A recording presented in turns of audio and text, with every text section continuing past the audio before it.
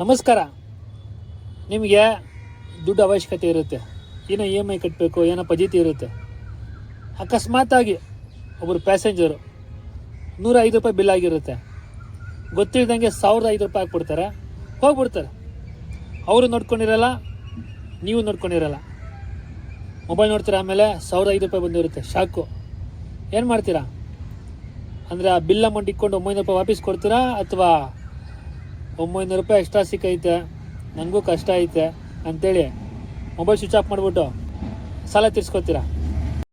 ಹೌದು, ಇವತ್ತೊಬ್ಬರು ತಾಯಿ ತನ್ನ ಮಗಳನ್ನ ಕಾಲೇಜಿಗೆ ಕಳಿಸೋ ಗಡಿಬಿಡಿಲಿ 105 ರೂಪಾಯಿ ಹಾಕೋದಕ್ಕೆ 1005 ರೂಪಾಯಿ ಹಾಕ್ಬಿಟ್ಟಿದ್ರು. ಇದು ನೋಡಿ ನಾನು ರಿಟರ್ನ್ ಅಮೌಂಟ್ ಕಳಿಸಿದ್ದು 900 ರೂಪಾಯಿ ಅವ್ರಿಗೆ. ಅವ್ರು ಫೋನ್ ಮಾಡಿದ್ರು ನನಗೆ, ಸರ್ ಎಲ್ಲಿದ್ದೀರಾ, ಎಷ್ಟೊತ್ತಾಗುತ್ತೆ ಅಂತ. ಆ ನಂಬರ್ ಇತ್ತು, ಅದರಿಂದ ಅಮೌಂಟ್ ಸಿಕ್ತು. ಇಲ್ಲಾಂದರೆ ಈ ಆ್ಯಪ್ ಅವ್ರು ಸಪೋರ್ಟ್ ಮಾಡಲ್ಲ, ಏನು ಪಜಿತಿ ಆಗೋದು ಗೊತ್ತಿಲ್ಲ. ಆಮೇಲೆ ರಿಟರ್ನ್ ಮಾಡಿದೆ, ಖುಷಿಯಾದರು, ತುಂಬ ಖುಷಿಯಾದರು ಅವರು. ಡ್ಯೂಟಿ ಶುರು ಮಾಡಿದೆ. ಈ ರಸ್ತೆ ನೋಡಿ ಲೆಫ್ಟ್ ಐತಾ ಇಲ್ವಾ ಅಂತ ಗೊಂದಲದಲ್ಲೇ ಗಾಡಿ ನಿಲ್ಲಿಸ್ಬಿಟ್ಟು ಹತ್ರ ಹೋದೆ. ಸದ್ಯ ಲೆಫ್ಟ್ ಇರಲಿಲ್ಲ.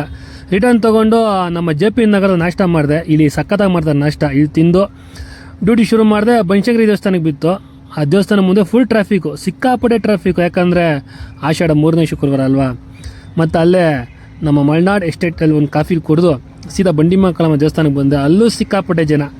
ಪಾಸ್ ತೊಗೊಂಡು ಕ್ಯೂ ನಿಂತ್ಕೊಂಡು ನೀರು ಹಾಕಿಸ್ಕೊಂಡೆ. ಹಿಂಗೆ ಡ್ಯೂಟಿ ಮಾಡ್ತಾ ಮತ್ತೆ ರಾತ್ರಿ ಬಂಡಿಮಕ್ಕಳ ದೇವಸ್ಥಾನಕ್ಕೆ ಬಂದೆ. ಒಬ್ಬರು ತೊಟ್ಲು ಕಟ್ತಾಯಿದ್ರು ಮಕ್ಕಳಾಗಲಿ ಅಂತ. ಆಚೆ ಬರ್ತಾಯಿದ್ದೀನಿ, ಅದೇ ರೀತಿ ಇನ್ನೊಬ್ಬರು ತಾಯಿ ತನ್ನ ಮಗನಿಗೆ ಕ್ಯಾಕರ್ಸ್ ಒಗಿತಾಯಿದ್ರು.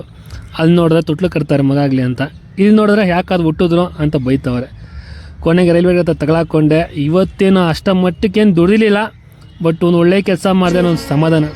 ಕಲೆಗೆ ಬೆಲೆ ಕೊಡಬೇಕು ಅಂತಾರೆ, ನೀವು ಪ್ರಾಣ ಕೊಟ್ಟಾದ್ರೂ ಸರಿ. ಈ ಸಿನಿಮಾ ಮಾಡಿ